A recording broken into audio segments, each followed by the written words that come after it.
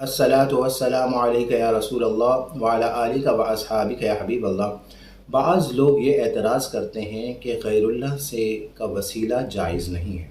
आज मैं आपके सामने कुरान पाक से आका अलैहिस्सलातु वस्सलाम का दुनिया में तशरीफ़ आवरी से क़ब्ल का वसीला अर्ज़ करूँगा और अल्लाह के प्यारों के तबर्रुकात का वसीला कुरान पाक से अर्ज़ करूँगा, और अल्लाह के प्यारों की निस्बत अगर किसी चीज़ से हो जाए, उस निस्बत वाली चीज़ को अगर काफिर जादूगर है उस निस्बत वाली चीज़ को किसी चीज़ में डालता है, किसी बेजान में डालता है, तो उसमें भी जान आ जाती है।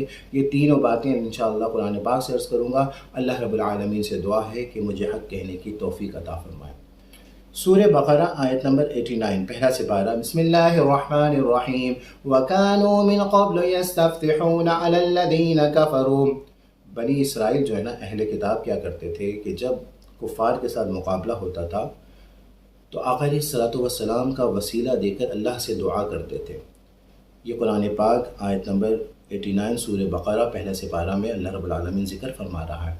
यहाँ पर अल्लाह रब्बुल आलमीन ये तरदीद नहीं फरमा रहा, रद्द नहीं फरमा रहा कि ये तुम गलत अमल करते थे, ये नहीं फरमा रहा। अल्लाह फरमा रहा है कि तुम पहले तो हुजूर का वसीला लेते थे और आज इन पर ईमान नहीं लाते। तो पता ये चला कि आका अलैहिस्सलातु वस्सलाम का वसीला आका अलैहिस्सलातु वस्सलाम की दुनिया में तशरीफ़ आवरी से क़ब्ल भी जायज़ था, और आज आका अलैहिस्सलातु वस्सलाम पर्दा फरमा गए हैं। और मैं पिछली वीडियो में काफ़ी हवाले दलाइल दे चुका हूँ, तो आज भी अल्हम्दुलिल्लाह आका अलैहिस्सलातु वस्सलाम का वसीला जायज़ है। आका अलैहिस्सलातु वस्सलाम की ज़ात तो बहुत अरफ़ा व आला है। आज मैं आपके सामने कुरान पाक से अल्लाह के प्यारों की निस्बत अगर किसी चीज़ से हो जाए, तबर्रुकात का वसीला भी कुरान पाक से अर्ज़ करूँगा। अल्लाह रब्बुल आलमीन से दुआ है। सूरह बक़रा आयत नंबर 248। बिस्मिल्लाहिर्रहमानिर्रहीम वक़ाल लहुम नबियुहुम इन्न आयत मुल्किही अन यअतियकुमुत्ताबूतु फ़ीहि सकीनतुम मिन रब्बिकुम व बक़ियतुन, या फरमा रहे व बक़ियतुम मिम्मा तरक आलु मूसा व आलु हारून तहमिलुहुल मलाइका इन्न फ़ी ज़ालिका लआयतन लकुम इन कुंतुम मुअमिनीन। सूरह बक़रा आयत नंबर 248 में अल्लाह रब्बुल आलमीन फरमा रहा है कि ताबूत सकीना के मुताल्लिक़, ताबूत सकीना क्या है? एक संदूक है। संदूक होता है ना, जैसे हम पेटी होती है जिसमें अपना सामान रखते हैं, ख़ासकर आपने पुराना सामान वगैरह रखा जाता है या घर में, तो उस संदूक के अंदर, उस ताबूत के अंदर क्या है? अल्लाह फरमाता है व बक़ियतुन मिम्मा तरक आलु मूसा व आलु हारून, मूसा अलैहिस्सलातु वस्सलाम और हारून अलैहिस्सलातु वस्सलाम की आल की यानी औलाद की छोड़ी हुई चीज़ें, तरका व बक़ियतुन यानी उनकी बाकी चीज़ें हैं, अल्लाह फरमा रहा है। और इसमें ये फरमा रहा है फ़ीहि सकीनतुम मिन रब्बिकुम, उस तबर्रुकात की बरकत ये है कि उस तबर्रुकात उस संदूक में है, तो उसकी शान ये है कि उसमें सकीना है। सकीना है तुम्हारी रब की तरफ से। सकीना का मतलब ये है कि सुकून है, यानी उस तबर्रुकात के फैज़ व बरक़ात ये हैं कि जहाँ पर वो संदूक होता है, जहाँ पर वो ताबूत होता है, तो उसके फैज़ व बरक़ात ये हैं कि सुकून ही सुकून होता है। अब यहाँ पर अल्लाह फरमा रहा है कि मूसा अलैहिस्सलातु वस्सलाम और हारून अलैहिस्सलातु वस्सलाम की औलाद की पुरानी चीज़ें हैं, छोड़ी हुई चीज़ें किसे कहते हैं? छोड़ी चीज़ें तो अल्लाह ने वाज़ेह फरमाया, और बक़िया चीज़ें हैं। उसकी शान क्या है? देखिए, हमारी कोई चीज़ है ना, अगर हमारी कोई चप्पल हम किसी को चप्पल उठा कर दो तो वो पाँव से खिसका के देगा, हाथ से नहीं उठाएगा, क्योंकि हमारी औकात ही नहीं है।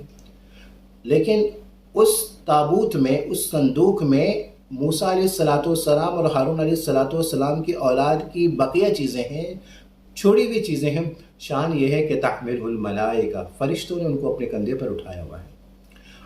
अब उसकी शान क्या है? उस ताबूत सकीना की शान क्या है? उसकी शान ये है कि बनी इसराइल जब कुफ़ार से, मुशरिकीन से जब लड़ने जाते थे, तो उस ताबूत को अपने सामने रखते थे और अल्लाह रब्बुल आलमीन से उस तबर्रुकात का वसीला देकर अल्लाह रब्बुल आलमीन से दुआ करते थे कि हमें मुशरिकीन पर फ़तह याबी अता फरमा। तो अल्लाह रब्बुल आलमीन फ़तह याबी अता फरमाता था। अब यहाँ पर तवज्जो तलब बात यह है कि मूसा अलैहिस्सलातु वस्सलाम का वसीला नहीं ले रहे, हारून अलैहिस्सलातु वस्सलाम का वसीला भी नहीं ले रहे, मूसा अलैहिस्सलातु वस्सलाम और हारून अलैहिस्सलातु वस्सलाम की औलाद का वसीला भी नहीं ले रहे। उस संदूक को लेकर उसका वसीला लिया जा रहा है। उस संदूक की बरकत ये है कि उस संदूक की वजह से सुकून ही सुकून है। ये बरकत है ना, फ्यूज़ व बरक़ात ये हैं कि सुकून ही सुकून है। तो यहाँ पर तबर्रुकात का वसीला लिया जा रहा है और अल्लाह रब्बुल आलमीन اہل کتاب کو مشرکین کے مقابلے میں فتح یابی عطا فرماتا تھا۔ اب یہاں پر توجہ طرف بات یہ ہے کہ موسیٰ علیہ السلام سے افضل ہمارے نبی ہیں، ہارون علیہ السلام سے افضل ہمارے نبی ہیں، اور موسیٰ علیہ السلام اور ہارون علیہ السلام سے موسیٰ علیہ السلام اور ہارون علیہ السلام سے افضل آل نبی اور آل علی ہیں۔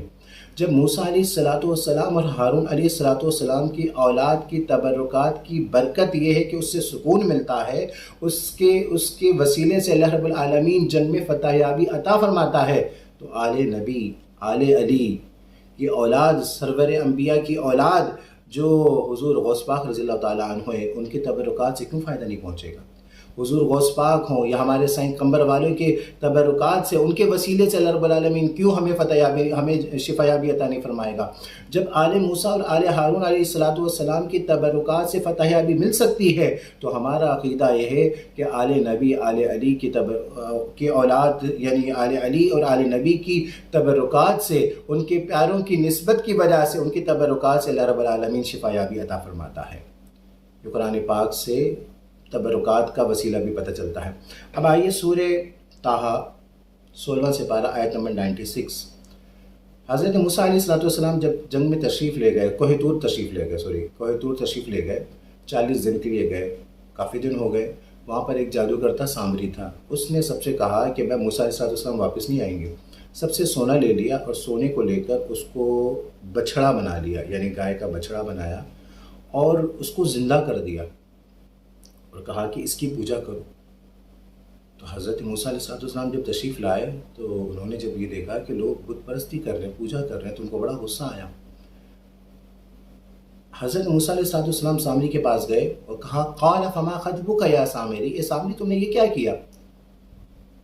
تو اس نے کہا قال فما خطبک یا سامری، اس نے کہا قال بصرت بما لم يبصروا به، اس نے کہا اے موسیٰ علیہ السلام جب آپ یہاں سے تشریف لے گئے، جب آپ کو جبرائیل علیہ السلام لینے آئے، تو جس سوار میں آپ تشریف لے گئے، جس سوار میں اس گھوڑے کے نیچے اس کا قدم جہاں لگتا تھا، فقبضت قبضة من اثر الرسول، اس کا جہاں پر قدم لگتا تھا تو وہاں پہ سبزہ نکل جاتا تھا، فنبذتها وكذلك سولت لي نفسی، میں نے کیا کیا، اس قدم لگنے والی جگہ کی مٹی میں نے اٹھائی اور میں نے اس بچھڑے پر، اس بے جان سونے کے بچھڑے پر میں نے ڈال دیا تو اس میں جان آ گئی، وَكَذَلِكَ سَوَّلَتْ لِي نَفْسِي، مجھے ایک سکون مل گیا۔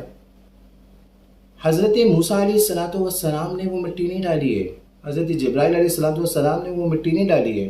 بعض مفسرین کرام فرماتے ہیں کہ جبرائیل علیہ السلام سوار ہوئے تھے، اس گھوڑے کی قدم کی مٹی تھی، بعض یہ کہتے ہیں کہ موسیٰ علیہ السلام سوار ہوئے تھے، اس قدم کی مٹی تھی، جو بھی تھی۔ موسیٰ علیہ السلام بھی برگزیدہ اللہ کے پیارے ہیں اور جبرائیل علیہ السلام بھی اللہ کے پیارے ہیں۔ یہاں پر یہ بات تو واضح ہے کہ نہ جبرائیل علیہ السلام نے مٹی ڈالی ہے، نہ موسیٰ علیہ السلام نے مٹی ڈالی ہے۔ مٹی کی نسبت کس سے ہوئی ہے؟ جس گھوڑے پر اللہ کے پیارے سوار ہوئے ہیں، اس گھوڑا بھی نہیں رکھا، گھوڑے سے بھی نسبت نہیں، گھوڑے کی نسبت اس کے قدم کی نسبت جو ہے وہ مٹی سے ہوئی ہے۔ اس مٹی کا یہ پاور ہے کہ ایک بے جان چیز میں ڈالا تو جان آ گئی۔ تو جب ایک مٹی جس کی نسبت اللہ کے پیاروں سے ہو جائے، وہ اگر ڈال دو تو جان آ سکتی ہے، تو اللہ کے پیاروں کی دعاؤں کے صدقے، ان کی تبرکات سے اللہ رب العالمین کیوں کرم نوازی نہیں عطا فرما سکتا؟ تو بہرحال الحمدللہ ان تینوں آیتوں کی تحقیق کیجئے تو پتہ چلے گا کہ اللہ رب العالمین کی کروڑوں احسان ہے کہ اللہ کے پیاروں کی نسبت کی وجہ سے اللہ رب العالمین خاص کرم نوازی فرماتا ہے، ان کے وسیلے سے اللہ رب العالمین خاص کرم نوازی فرماتا ہے۔ یہی ہمارا عقیدہ ہے جو قرآن کے عین مطابق ہے۔